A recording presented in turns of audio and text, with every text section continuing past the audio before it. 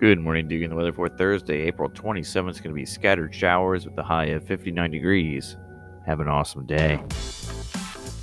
There are no birthdays today.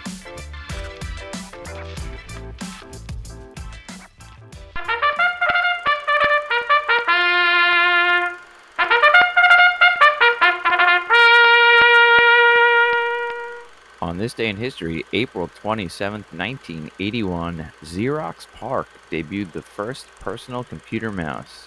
The same mouse that you would use today to click the like button and subscribe to your favorite morning news show.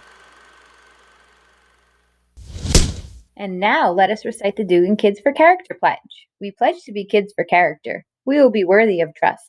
We will be respectful and responsible, doing what we must. We will always act with fairness. We will show that we care.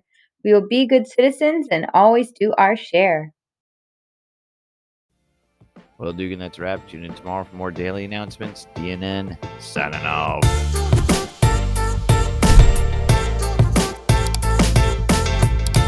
Well, Dugan, that's a wrap. Tune in Monday for more daily announcements. DNN, signing off.